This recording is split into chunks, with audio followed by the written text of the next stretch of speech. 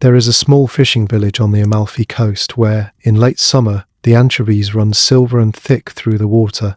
Fishermen work through the warm nights, their boats bobbing on moonlit swells, nets heavy with the catch. The smell of salt and fish mingles with wild herbs growing on the cliffs, oregano, thyme, sage, their perfume sweetening the briny air. In wooden barrels stacked in dark cellars, last year's anchovies are slowly becoming something else entirely, transforming in the patient darkness, releasing amber liquid drop by precious drop. This is Colatura di Alici, and it is one of the last living whispers of an ancient obsession. 2,000 years ago, a similar liquid graced nearly every table across the Roman Empire, from soldiers' camps along Hadrian's Wall to senators' banquets in marble dining halls. That sauce was called garum, and to understand why Romans put fish sauce on everything, absolutely everything, is to glimpse a world where flavor, commerce, and human ingenuity flowed together as surely as the Mediterranean tides. What made this fermented essence of fish so beloved that it built fortunes, fueled empires, and disappeared only when Rome itself crumbled? The story begins not in Rome, but further east, where the warm waters of the Aegean Sea lap against rocky Greek shores. Long before the Roman legions marched, before the Colosseum rose from the earth, Greek fishermen along the Black Sea coast had discovered something remarkable about small fish and salt. When you layered them together in clay vessels and left them under the Mediterranean sun, something almost magical happened. The fish didn't simply rot, they transformed. Over weeks and months, enzymes from the fish's own digestive system broke down flesh and bone into something entirely new. A clear, amber liquid that tasted of the sea itself, concentrated into a single powerful drop. The Greeks called it gyros, named either for a small fish they favoured or perhaps for the sauce itself. The historical record shimmers with uncertainty here, like sunlight on water. What we know for certain is that by the 5th century BCE, Greek playwrights were already making jokes about it. Aristophanes mentioned it. Sophocles wrote of it. Even in comedy and tragedy, this fermented fish sauce had earned its place, which tells us something important. It was already woven into daily life, familiar enough to reference, common enough that audiences would understand the allusion. But the Greeks, for all their early innovation, never quite turned gyros into an empire of its own. They used it, certainly. They traded it along their coastal settlements from the Ligurian shores to the great trading ports. Yet it remained somewhat localized, a regional taste, a coastal secret. The Phoenicians too, those master sailors and traders of the ancient Mediterranean, had their own versions, fermenting fish in the ports of what would become Carthage and beyond. They understood preservation, these seafaring people. They knew that salt and thyme could make food last through long voyages, that fermentation could concentrate nourishment into forms that wouldn't spoil. It took the Romans, however, to fall completely, utterly, magnificently in love with fish sauce. By the 3rd century BC, the Common Era, Rome was expanding outward from its 7 hills, conquering territories, absorbing cultures, and, most importantly for our story, acquiring new tastes. Roman soldiers and merchants encountered Greek gyros in their campaigns and trading ventures. They tasted the Phoenician versions in the ports of North Africa, and something clicked. Perhaps it was the way a few drops could transform a bowl of boiled grain into something savoury and satisfying. Perhaps it was the umami depth, that 5th taste that humans crave even when we don't have a word for it. The same savoury richness we now recognise in aged cheeses, ripe tomatoes and slow-cooked broths. The Romans didn't just adopt fish sauce, they became absolutely obsessed with it. They renamed it, called it garum, after the Greek, though they also used the term liquamen, and the relationship between these two words would perplex scholars for millennia to come. Some evidence suggests that garum referred to a more refined version made from the blood and viscera of select fish, while liquamen meant the more common variety made from whole small fish fermented together. Other sources use the terms interchangeably. By the 1st century of the Common Era, the distinction had become blurred even to the Romans themselves, though both remained essential. What's extraordinary is how quickly garum spread through Roman culture. It wasn't a slow creep or a gradual adoption. Within a few generations, it became as fundamental to Roman cooking as olive oil or wine. The poet Martial, writing in the 1st century, mentions it constantly in his epigrams, sometimes praising its quality, sometimes mocking those who overindulged, occasionally commenting on the rather unfortunate breath of those who'd eaten too much. The philosopher Seneca, ever the moralist, grumbled about expensive garum sociorum, calling it the overpriced guts of rotten fish that burns up the stomach with its salted putrefaction. But even his complaints reveal the truth. Garum had become unavoidable, a fixture of Roman life that even critics couldn't ignore. The sauce found its way into the cookbook attributed to Apicius, a collection of recipes compiled sometime in the 4th or 5th century, but drawing on culinary traditions stretching back centuries before. Of the nearly 500 recipes in Apicius, an astonishing number, over 400, call for garum or liquamen. It appears in recipes for meat, fish, vegetables, legumes, even sweet dishes that we would consider desserts. A patina of peaches with cumin sauce, add garum. Roasted venison, garum. Scrambled eggs with brain and roses? You'd better believe there's garum in there. This wasn't just a condiment. This was the foundation of Roman flavour, the note that tied everything else together. The way salt does in modern cooking, but with an added dimension of savoury depth. When Roman cooks reached for garum, they were reaching for umami itself, for that mouth-filling, satisfying taste that makes food feel complete. They didn't have the word umami that wouldn't be identified and named until 1908, when a Japanese chemist isolated glutamic acid from seaweed broth, but the Romans absolutely understood the sensation, even if they couldn't name the chemistry behind it. The transformation of fish proteins during fermentation creates free glutamates, the same compounds that give aged parmesan its savoury punch, that make mushrooms taste meaty, that provide the backbone of a rich stock. Modern chemical analysis of ancient garum remnants, miraculously preserved in sealed vessels at Pompeii, has confirmed what Roman writers claimed. The sauce was indeed packed with glutamic acid. One study found that the pattern of amino acids in ancient garum closely matched that of modern Asian fish sauces, with glutamate as the dominant taste compound, followed by sweet-tasting glycine and alanine. So when we ask why Romans put fish sauce on everything, part of the answer is simple. Because it made everything taste better. It added a savoury depth that no other ingredient could match. It turned bland into brilliant, simple into complex, good into extraordinary. In a world without refrigeration, without the vast spice trade that would come later, without many of the flavour enhancers we take for granted, garum was revolutionary. It was flavour in a bottle, umami on demand, the secret that turned every Roman cook into someone capable of creating deeply satisfying food. But there's more to the story than simple deliciousness. Garum's rise tells us about trade, about economics, about how a civilization organizes itself around desire. Because once Romans developed their taste for fish sauce, they needed a great deal of it, and that meant building an entire industry from the sea up. The best garum, Romans agreed, came from the edges of the known world, from places where the ocean met the land in particularly generous ways. Picture the southern coast of Hispania Baetica, what we now call Spain, where the Mediterranean gives way to the Atlantic through the narrow Straits of Gibraltar. Here, in the region around ancient Gades, modern Cadiz, something extraordinary happened twice a year. Great schools of fish, mackerel, sardines, anchovies, and the magnificent bluefin tuna migrated through these waters in numbers that staggered the imagination. The waters practically boiled with silver bodies. Fishermen could lower their nets and bring up catches so heavy that boats rode low in the water on the journey back to shore. And shore was where the real work began.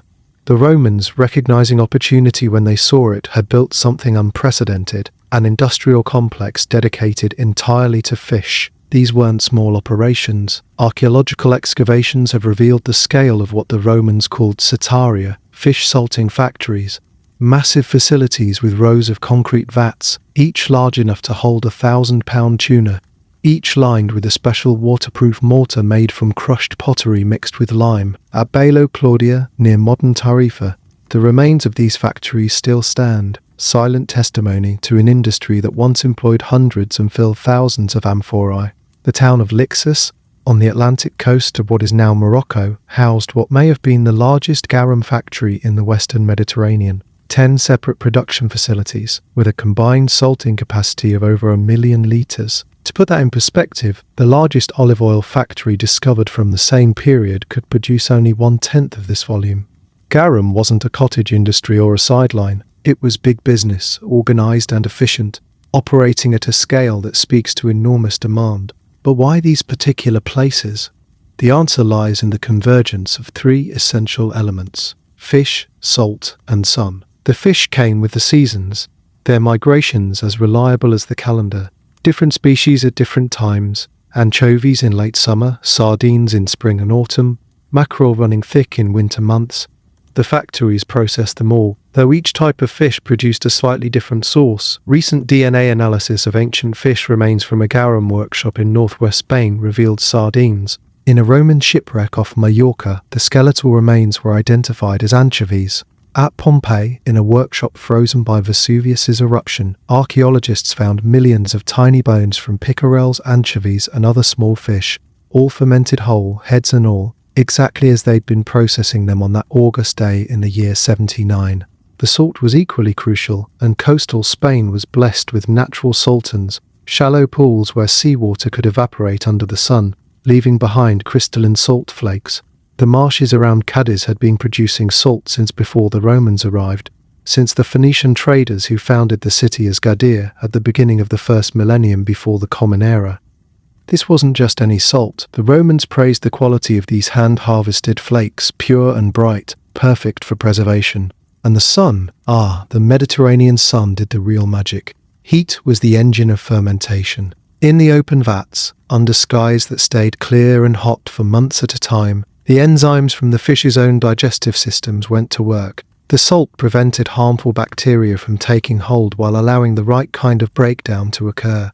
It was a delicate balance, really. Too much salt and fermentation stopped entirely. Too little and you risked spoilage, or worse, botulism. The Romans had learned through trial and error, and probably more than a few batches gone wrong, that the right ratio was about 15% salt to fish. This was considerably less salt than modern Southeast Asian fish sauces use, which typically run to 50%. The lower salt content created a richer fermentation environment, one that released more of the fish's proteins into the liquid. This made Roman garum particularly nutritious, packed with amino acids, vitamins and minerals. For common people who couldn't afford expensive meats or imported spices, garum provided crucial nutrition in concentrated form. A spoonful in their daily porridge meant protein, vitamin B12, iron, calcium from dissolved fish bones.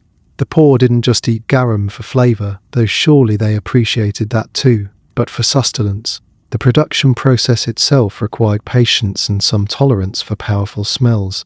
Workers would fill the great vats with layers of fish and salt, sometimes adding aromatic herbs, oregano, thyme, sage, coriander, fennel, mint, rosemary, depending on the recipe and the intended market. Then came the waiting. 2 to 3 months minimum, though some sources mention fermentation periods of up to a year for premium varieties. The smell during fermentation was, by all accounts, considerable.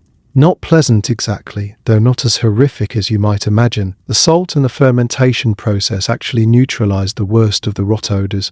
Modern recreations describe it as intensely briny, like being in a salt marsh, with undertones of fish and herbs. Still, factories were invariably located outside city centers, downwind when possible. The town of Pompeii, a major center for garum production, kept its factories beyond the city walls. The smell was the price of prosperity, and prosperity there certainly was, because the finished product, properly made, was nothing short of miraculous.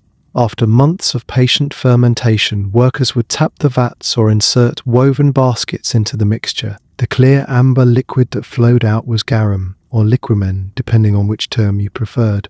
It was mild and subtle in flavour, not overwhelmingly fishy at all. The fermentation had transformed the fish into pure, savoury essence, concentrated umami with a delicate complexity that varied based on the fish used, the herbs added, the length of fermentation, and probably a dozen other factors that made each producer's sauce slightly unique.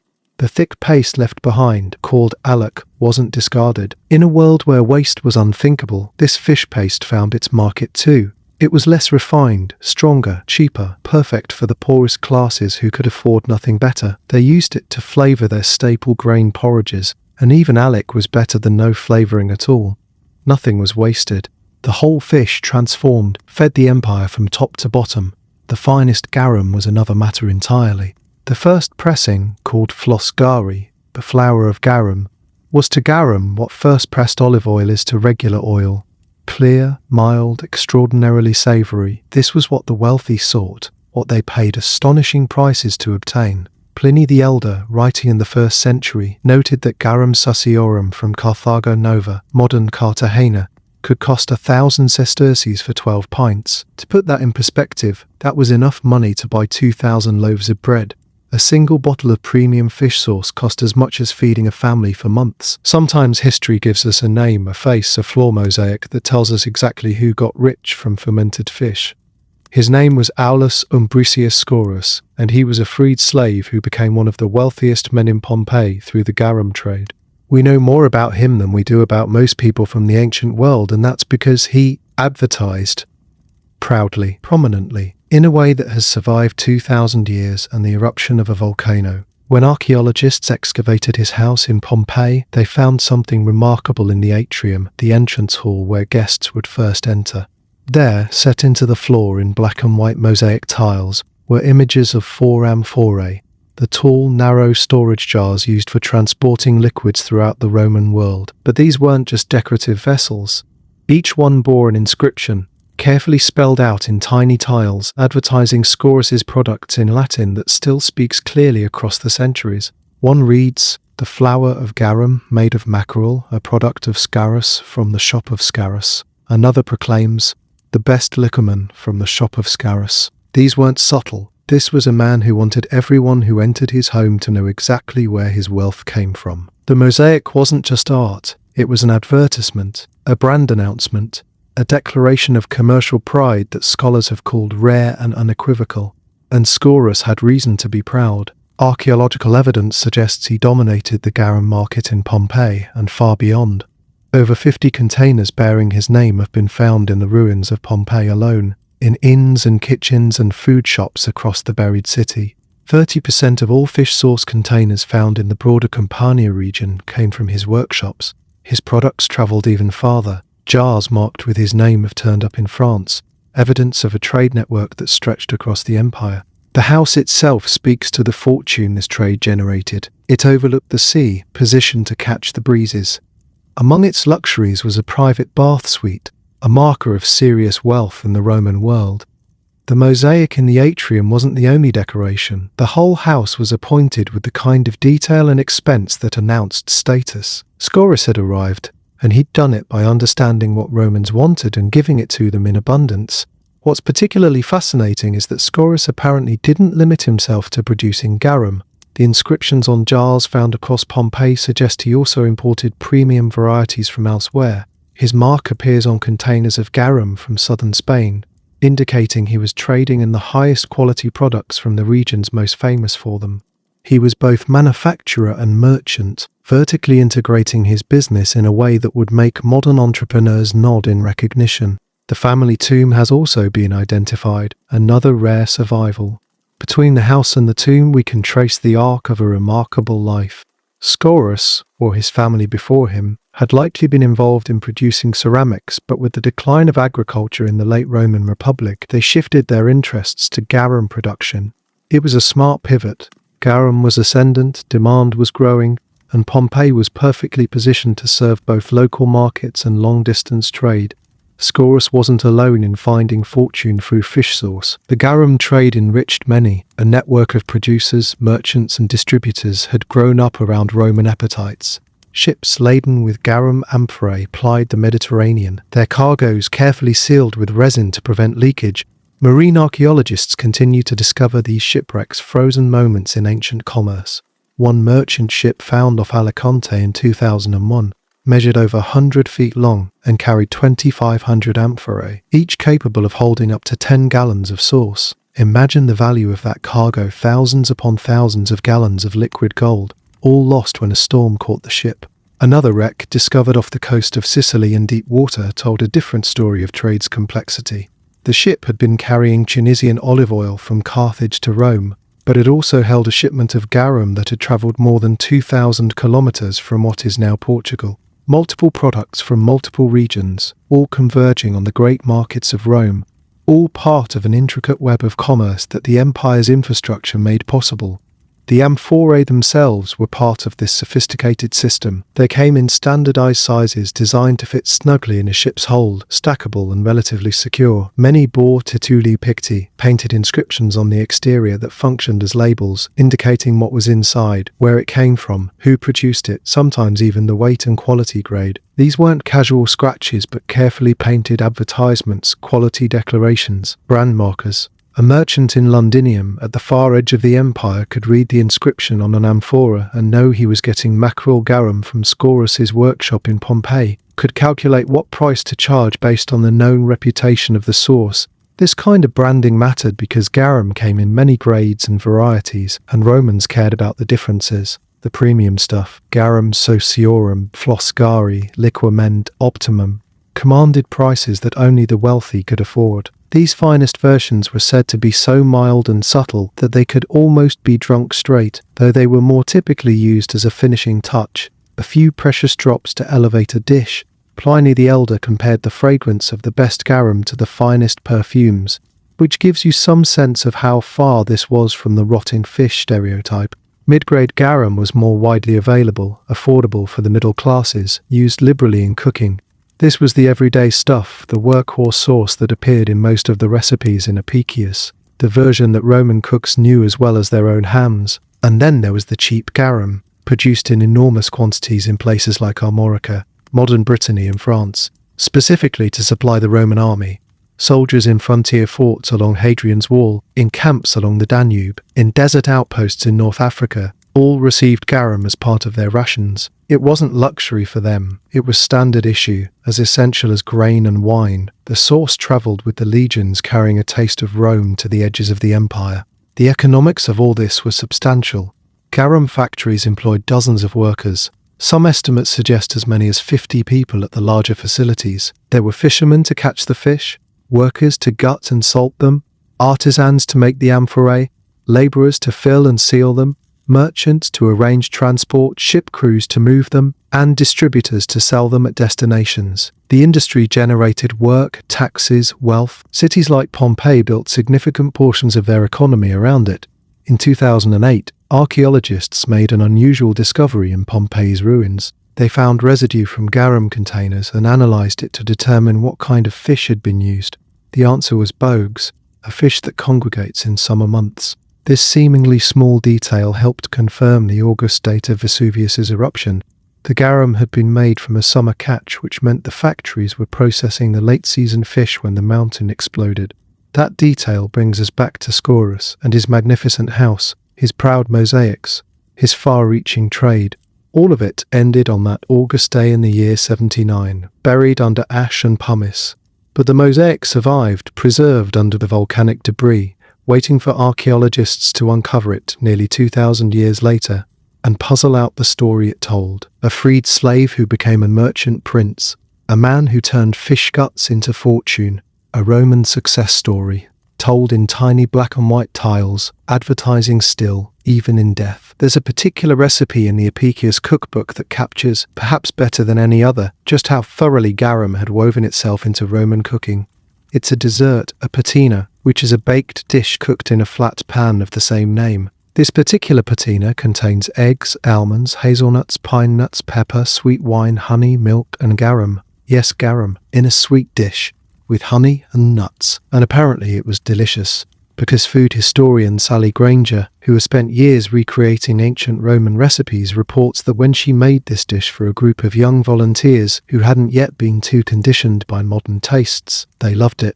The fish sauce didn't make it taste fishy. Instead, it harmonized all the other flavors, made the sweet sweeter, balanced the richness, added a savory depth that made the whole dish feel more complete. This is what Romans understood instinctively. Garum wasn't just for fish or meat. It was a fundamental flavoring used the way we might use salt, except with an added dimension that salt alone cannot provide. It appeared in sauces for vegetables, in dressings for salads, in broths and stews, in preparations for every kind of meat and fowl. Pork with garum, fish with garum, wine with garum, even hydrogarum. Garum diluted with water, which Pliny noted could be diluted to the colour of honey wine and drunk. The Romans were not subtle in their love for this sauce. In the recipes preserved in Apicius, Garum appears so consistently that it becomes almost rhythmic. Pound pepper, lovage, cumin, garum, oil and wine. Mix honey, vinegar, garum and defrutum. Season with garum and serve. Over and over, recipe after recipe, garum forms the foundation. Without it, Roman food would have been an entirely different cuisine, like trying to imagine Italian food without tomatoes or Japanese cooking without soy sauce. What's remarkable is how versatile Roman cooks were in using it. They didn't just add garum straight from the jar, though certainly they did that too. They created compound sauces, mixing garum with other ingredients to create whole families of condiments. Garum was garum mixed with wine, creating a sauce that was both savoury and slightly fruity. Oxygarum combined garum with vinegar for a sharp, bright sauce perfect for cutting through rich meats. Oleogarum added oil, creating an emulsified dressing. Garum piperatum included pepper. The variations went on, each one a different tool in the cook's arsenal. These compound sauces were where Roman cooking showed its sophistication. A sauce for boiled eel, for instance, might call for pepper, lovage, dill, celery seed, coriander, dried mint, rue, pine nuts, honey, vinegar, wine, oil, and garum, tying it all together. The complexity is striking. Romans layered flavors with abandon, piling on herbs and spices in combinations that sound chaotic until you remember that garum's umami effect actually helps balance and unify disparate tastes. It makes salt saltier, sugar sweeter, and crucially, it makes bitter and sour flavors more pleasant. Food historians have conducted before and after experiments with Roman recipes, making them first without garum, then adding it. The transformation is dramatic. Without the fish sauce, all those spices and herbs can seem sharp, unbalanced, even acrid. Add the garum, and suddenly everything harmonizes. The flavors still have their individual characters, but they work together instead of fighting each other.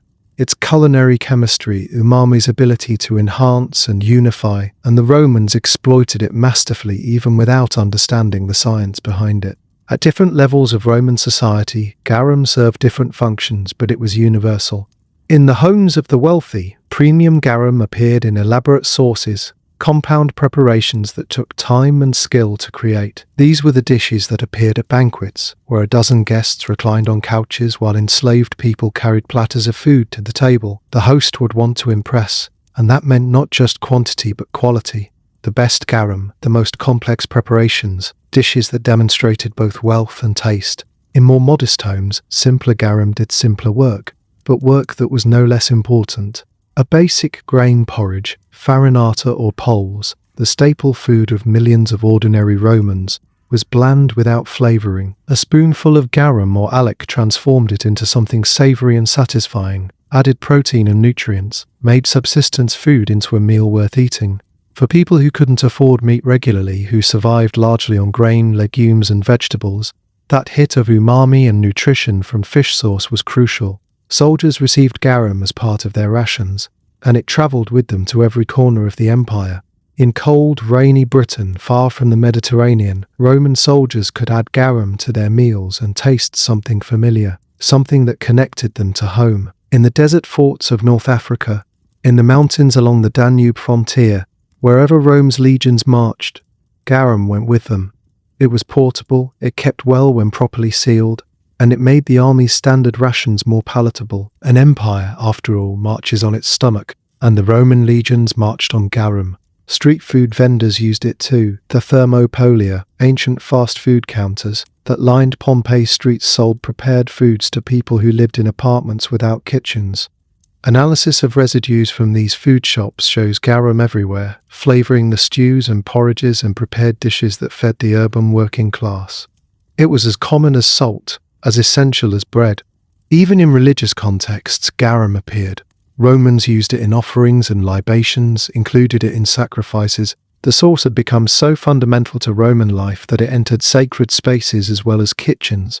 Diplomatic gifts sometimes included bottles of premium garum, a way of sharing Roman taste with foreign rulers, of extending cultural influence through flavour. The Roman physician Galen, writing in the 1st and 2nd centuries, even prescribed garum medicinally, a bowl of lentils with garum for diarrhea, garum for dysentery, for stomach ulcers. Pliny claimed it could cure dog bites, recommended it for earaches, suggested that African snails marinated in garum could ward off stomach troubles. How effective these remedies actually were is questionable, but the prescriptions reveal how deeply trusted garum was. It wasn't just food. It was medicine, comfort, cure-all. Not everyone loved it, of course. Seneca's complaints about the overpriced guts of rotten fish and salted putrefaction suggest that some Romans found the whole thing excessive.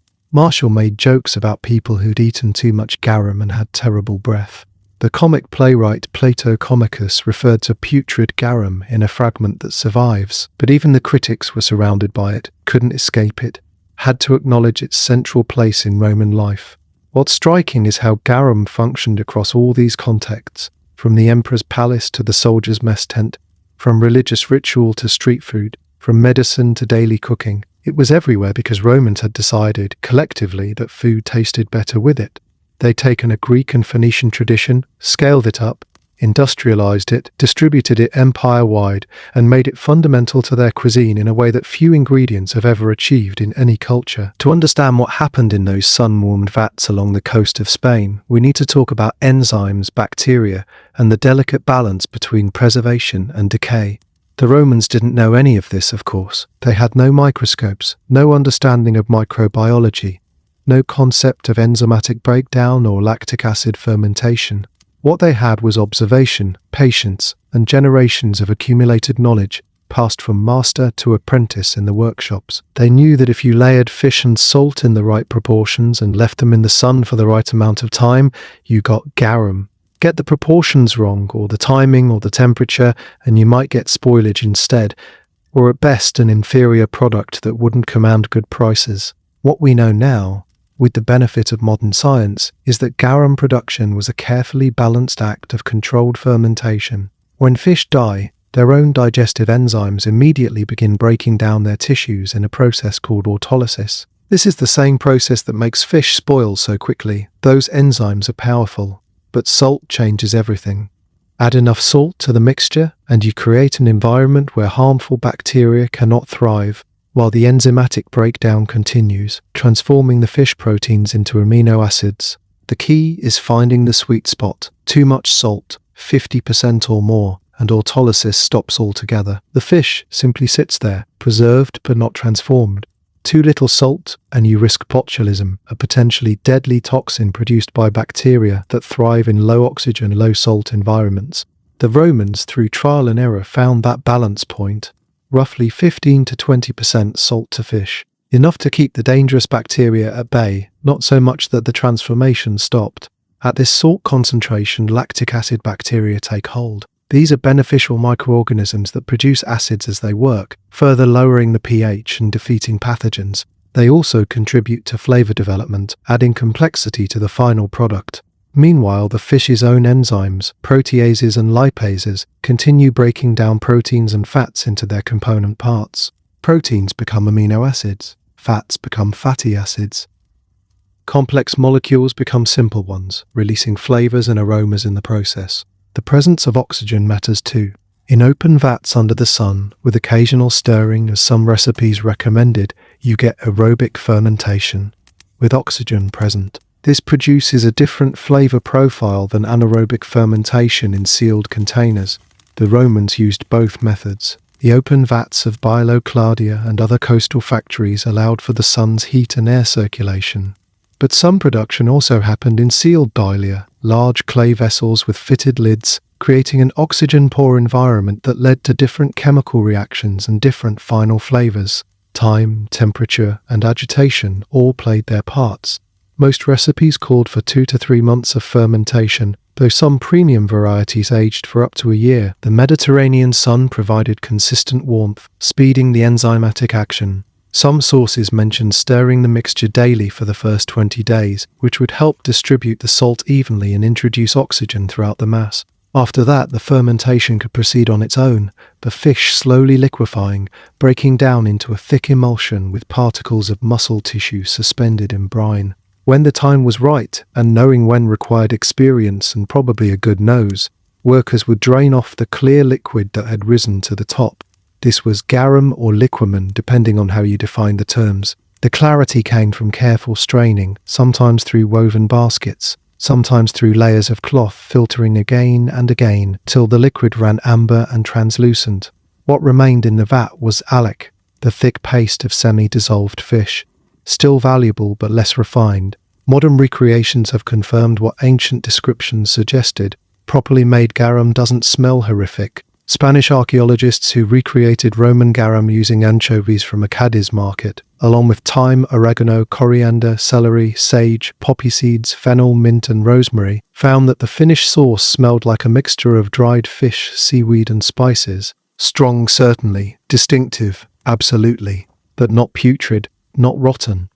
The salt and fermentation process neutralized the worst of the decay odors.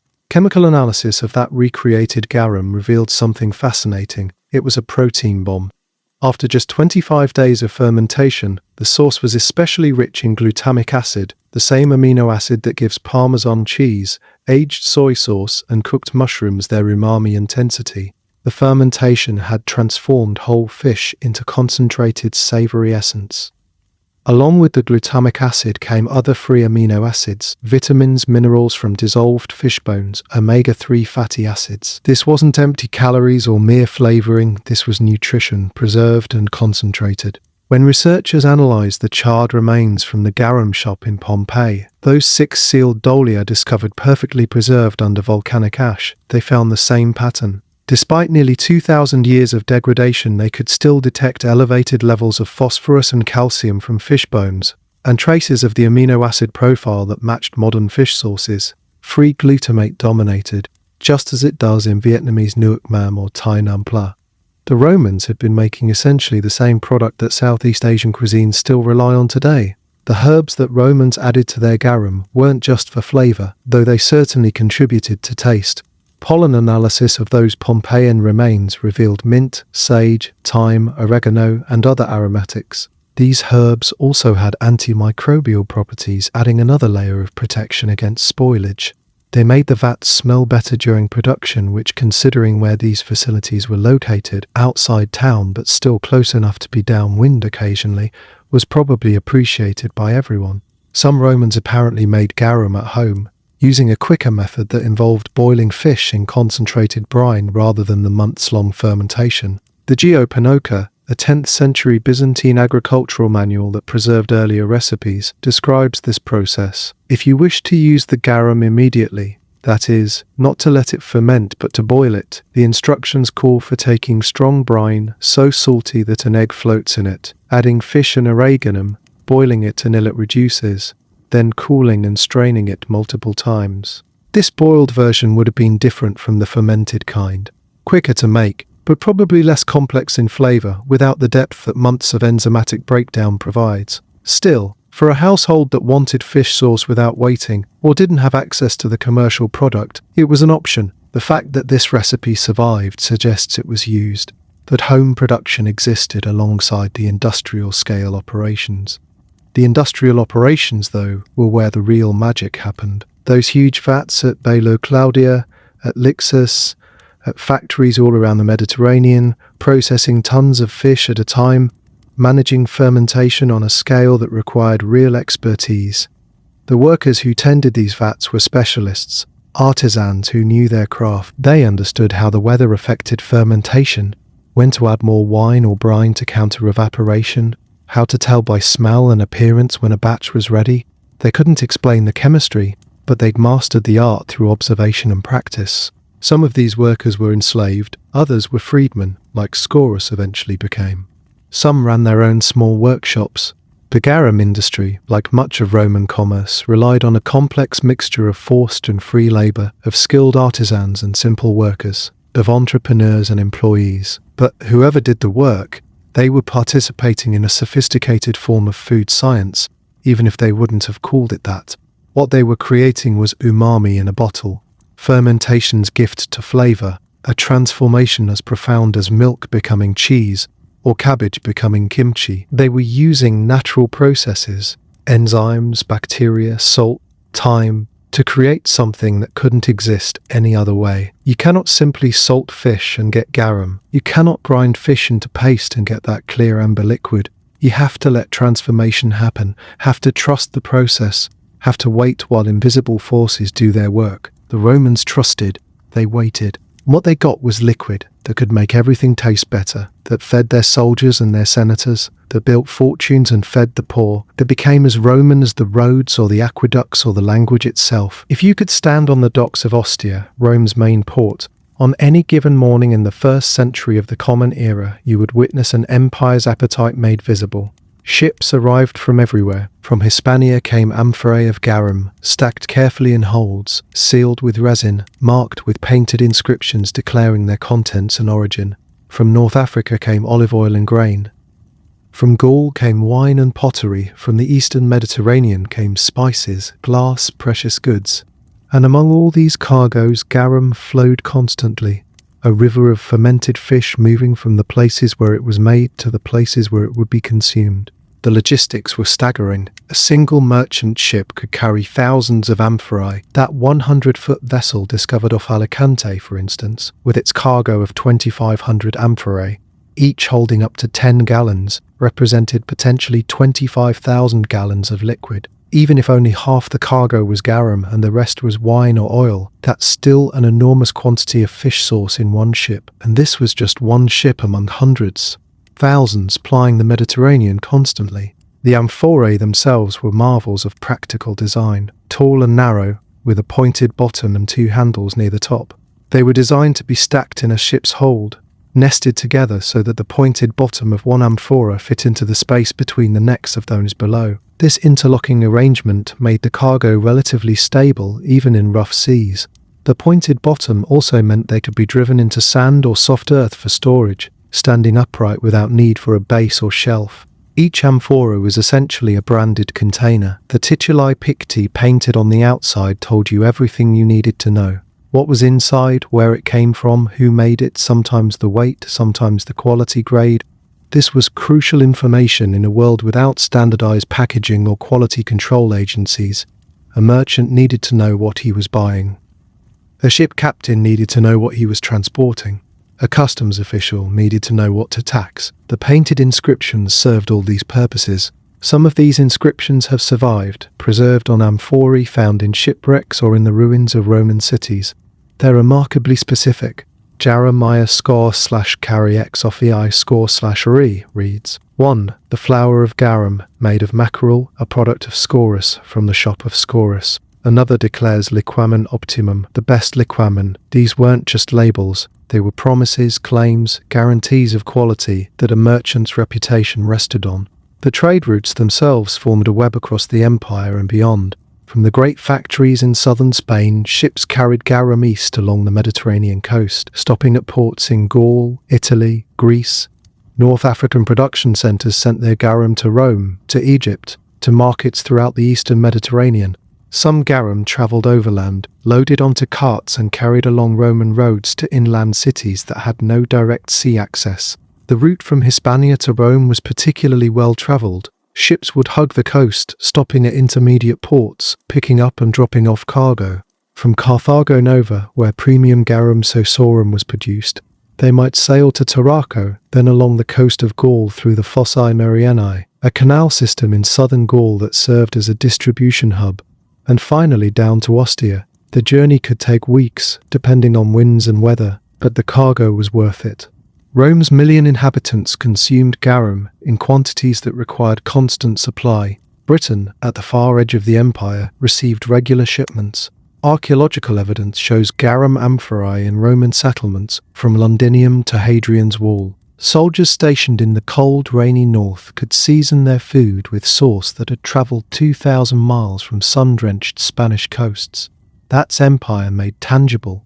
The ability to move goods across vast distances, to supply far-flung populations with tastes from home. The Danube frontier, the Rhine, the eastern provinces, everywhere Rome had presence, garum followed. In some cases, local production developed to meet regional demand. The factories in Armorica specifically produced for the army, creating affordable garum in large quantities. But the premium stuff, the garum sociorum from Spain, the finest liquamen from Pompeii, these travelled farther, commanded higher prices, served more discriminating palates. The economics of this trade were substantial. Shipping costs, customs duties, merchant profits, all added to the final price. That's part of why premium garum was so expensive by the time it reached Rome. It wasn't just the quality of the sauce itself, but all the costs accumulated along the journey. And yet people paid. The wealthy paid because they could, because fine garum was a status symbol, because they genuinely loved the taste. The military paid because soldiers needed feeding, and garum made rations palatable. Ordinary people paid what they could afford, buying cheaper grades, making a little go a long way. Merchants who specialized in garum could become wealthy. The infrastructure of trade, the ships, the warehouses, the distribution networks, created opportunities for profit at every stage. A successful merchant might own ships, arrange contracts with producers, establish relationships with buyers in distant cities, coordinate the movement of thousands of amphorae each year. It was complex business, requiring capital, connections, and considerable risk tolerance. Ships sank in storms, pirates operated in less protected waters. Cargoes could spoil if seals broke, but the rewards for success were substantial. That deep water wreck off Sicily tells an interesting story about the complexity of ancient trade. The ship was carrying olive oil from Tunisia to Rome. That was probably its primary cargo, its main purpose. But it also held garum from Portugal, over 2,000 kilometers away. This means the ship or its merchant had arrangements that spanned the Mediterranean, picking up cargoes from different regions, consolidating goods that were all heading in the same general direction. Modern container shipping operates on similar principles of consolidation and efficiency, but we sometimes forget that ancient merchants were sophisticated business people who understood these concepts too. The trade in garum also required supporting industries. Someone had to make the amphorae, millions of them. Pottery workshops operated near the garum factories, producing the containers on site so they didn't have to be transported empty. Someone had to harvest and process the resin used for sealing. Someone had to operate the ships, the ports, the warehouses. Someone had to manage customs and taxes. And yes, garum was taxed. The Roman state took its cut of the trade, adding to imperial revenues. This was commerce on a scale that required organization, infrastructure, and the kind of long-distance legal and commercial frameworks that the empire provided. In a very real sense, garum helped build Rome's economic power just as much as grain or gold. It was a high-value commodity with constant demand, flowing continuously from periphery to center, generating wealth and work and tax revenue. The fact that it was made from fish that might otherwise have had limited use made it even more economically efficient. The Romans were taking abundant coastal resources, small fish, sardines, anchovies, fish processing waste, and transforming them into something valuable enough to ship across an empire. There's a poignancy to those shipwrecks, those cargoes that never reached their destinations. Each one represents a merchant's fortune lost, amphorae of garum settling to the seafloor, the seals eventually failing, the sauce dispersing into the Mediterranean. But each wreck also preserves a moment in ancient commerce, evidence of trade routes and business relationships, proof of how far flavor could travel when demand was strong enough and infrastructure made it possible. The garum in those sunken amphorae was heading somewhere specific, to a market in Rome where merchants competed for customers, to a military supply depot where quartermasters tracked rations, to a wealthy household where cooks prepared banquets, to a street food vendor who would season his offerings for working people. All those destinations, all those purposes, all connected by ships and trade routes, and the simple fact that Romans everywhere wanted their food to taste better. There's a moment in history, or perhaps more accurately a long, slow decline, when something shifts and garum begins to disappear from European tables. It doesn't happen all at once. The Roman Empire didn't collapse overnight, and neither did the infrastructure that made garum production and trade possible. But as the Western Empire fractured through the 4th and 5th centuries, as trade routes became dangerous, as the complex commercial networks broke down, the great garum industry began to fade. The reasons were both practical and political. Salt, which had been relatively cheap during the height of the empire, became expensive when the centralized Roman administration collapsed. Local authorities imposed taxes on salt, heavy ones, because salt was valuable and essential, and therefore a reliable source of revenue. But those taxes made large-scale garum production economically difficult. When salt costs more, fermenting tons of fish in it becomes less profitable. The margins that had supported the coastal factories narrowed and then disappeared. Claudio Giardino, an Italian archaeologist who studies the early roots of garum, explains it simply.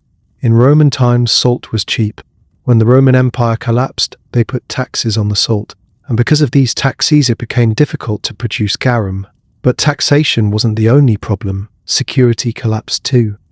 The Mediterranean, which the Romans had called Mare Nostrum, our sea, had been relatively safe for centuries. Rome's navy patrolled the waters, protected merchant vessels, kept pirates suppressed. When imperial control weakened, pirates returned. Coastal factories became targets. You could be killed any moment without the protection of the Romans, as Giardino notes. Why invest in expensive facilities, in tons of fish and salt and months of fermentation time, if raiders might destroy everything before you could bring your product to market? The great factories fell silent. The vats at Bailo Claudia, which had processed millions of litres of fish, stood empty. The complex at Lixus ceased operations. All along the coasts where garum had been produced, the industry contracted, then disappeared. The infrastructure of amphora production, shipping networks, distribution systems, all of it required the stability and organisation that the empire had provided. Without that framework, the long-distance trade in garum became impossible. By the 8th century, garum production in the western Mediterranean had essentially ceased. The Byzantine Empire, the continuation of Rome in the east, kept some traditions alive. Byzantine and Arab cuisines continued to use fermented fish sauces into the medieval period. There are references to murrey, a sauce that may have descended from garum, used in medieval Middle Eastern cooking. But in Western Europe, the sauce that had been ubiquitous for centuries simply vanished from most tables. Except it didn't vanish completely. Nothing ever quite disappears entirely. In small pockets, in isolated communities, the knowledge survived. In southern Italy, particularly around the Amalfi Coast, fishermen continued making a fermented anchovy sauce. They didn't call it garum anymore. They called it colatura di alici, drippings of anchovies. The process was similar but adapted to smaller scale, to local needs rather than imperial commerce. Fresh anchovies, beheaded and gutted in one swift motion. Snap the head off, pull the spine out. The viscera comes away attached. Layer the cleaned fish with Sicilian sea salt from Trapani in small chestnut barrels. Weight the lid down with rocks. Wait. The wait was longer than Roman garum required, about 3 years rather than 3 months. The fish aged in those barrels, slowly breaking down, releasing their liquid. When ready, workers poked a hole in the bottom of the barrel and drained the amber sauce drop by precious drop. What they got was lighter, cleaner, more refined than most ancient garum had been. It was a cousin, not a direct descendant, evolved for different tastes and purposes. The town of Sitara, south of Naples, became particularly known for this sauce. The name Sitara itself derives from sitarii, the Latin term for fish salting factories, suggesting the town's ancient connection to the trade. For centuries, colatura di alici was barely known even in Italy, a local specialty, something fishermen made for themselves and their immediate community. It wasn't exported, wasn't famous, wasn't written about. It just existed, quietly, in that small corner of Italy, where the old knowledge had never quite died. In southwestern France, around Nice, something similar happened. A fish paste called pisselat survived, made from anchovies and sardines, related to the old traditions but adapted to local tastes. Again, a small pocket of knowledge, a continuation of ancient practices in transformed form. Meanwhile, fermented fish sauces thrived in Southeast Asia, where they'd been developing independently for centuries. Vietnamese nuoc mam, Thai num pla, Filipino patis, Korean jeot gal. All of these sauces use the same basic principle of fermenting fish with salt to create savoury liquid. Some historians have speculated about connections between Roman garum and Asian fish sauces, perhaps through Silk Road trade, but the evidence is unclear. What's clear is that the idea of fermenting fish was universal, discovered independently in different cultures because the process is relatively straightforward and the results are delicious. In Europe, garum's disappearance left a gap. Medieval and Renaissance cooking developed different flavour profiles, different techniques. Butter, cream, elaborate spice mixtures, complex herb sauces. European cuisine evolved without that umami foundation that garum had provided. The closest thing might be aged cheeses which provide glutamates, or the use of meat stocks and reductions, but the concentrated, portable, shelf-stable umami bomb that garum represented had no real equivalent. Interestingly, one modern sauce does carry garum's DNA, however distantly. Worcestershire sauce. That familiar brown bottle in many kitchens contains anchovies among its ingredients. Fermented anchovies, in fact, along with vinegar, molasses, tamarind, and various spices. The inventors in 19th century Britain were trying to recreate a sauce they'd encountered in India, but the result has that umami depth, that savory complexity that comes from fermented fish. It's not garum, not really, but it's in the family tree. For most of European history, though, garum was simply forgotten. Classical scholars could read about it in ancient texts, Pliny mentioning it, Apicius using it in recipes, Martial joking about it, but what it actually tasted like, how it was actually used, remained mysterious.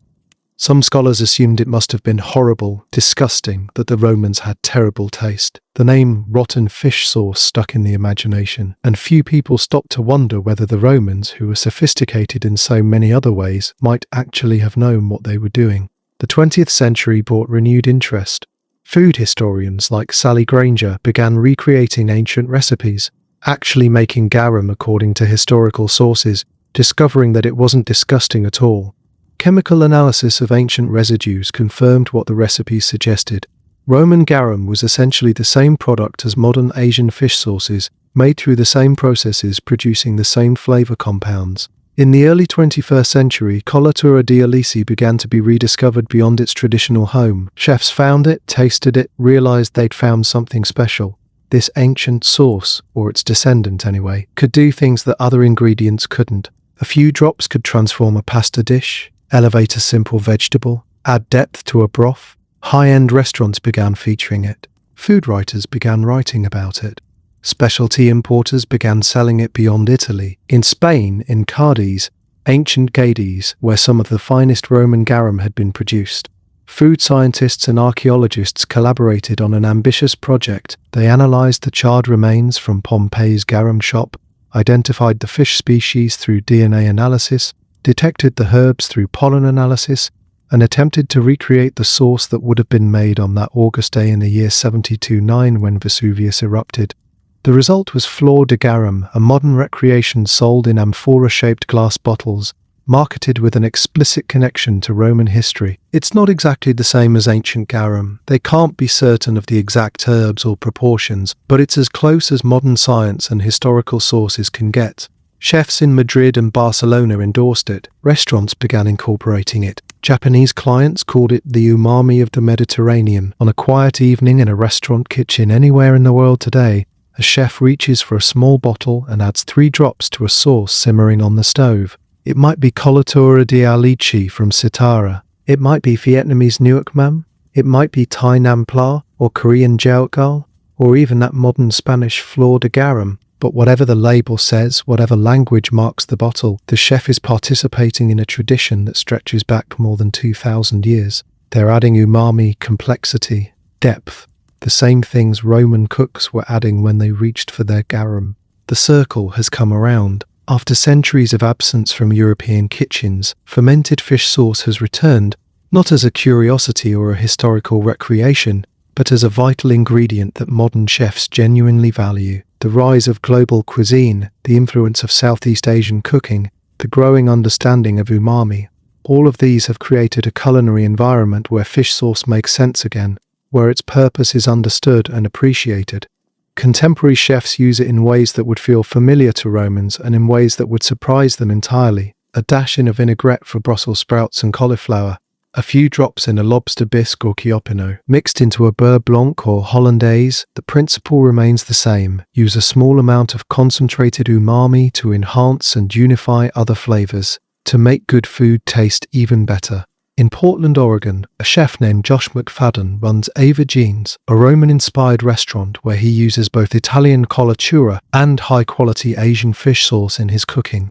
He uses it to finish dishes, to build compound sauces, to bring out the flavor of everything from grilled meats to raw vegetables. There's just so much going on, so many different dimensions, he says, of a sauce he makes with fish sauce, sweet hot peppers, garlic, and white wine vinegar. The Romans would recognize that approach, garum combined with other ingredients to create something more complex than any single component. The simplest modern application is also perhaps the most traditional, pasta with colatura, Boil the pasta, reserve some cooking water, toss the pasta with olive oil, lemon zest, colatura, and red pepper flakes. Add pasta water a spoonful at a time until everything becomes glossy. Fold in fresh parsley. That's it. 5 minutes, maybe 6 ingredients. And you have a dish that's been sustaining people on the Amalfi Coast for generations, that connects directly back to Roman tables where pasta's ancestors, legana, those flat sheets of dough, were dressed with liquamen and herbs. Food scientists and historians continue to study ancient garum, learning more about its production and properties. Recent DNA analysis of fish remains from an 1800-year-old garum vat in Galicia, Spain, confirmed that the sauce was made primarily from sardines. The DNA had survived, remarkably, through centuries of degradation, still readable, still telling its story. This kind of molecular archaeology opens new windows into the ancient world, revealing details that written sources never mentioned. The nutritional benefits that made garum valuable to ancient Romans are being appreciated anew. It's not just flavor, it's protein, it's vitamins, it's omega-3 fatty acids, it's minerals from dissolved fish bones. In a world increasingly interested in whole food fermentation, in traditional food preservation methods, in maximizing nutrition while minimizing waste, garum's story resonates. The Romans were using the entire fish, transforming parts that might otherwise be discarded into something nutritious and delicious. That's sustainability, even if they didn't use that word.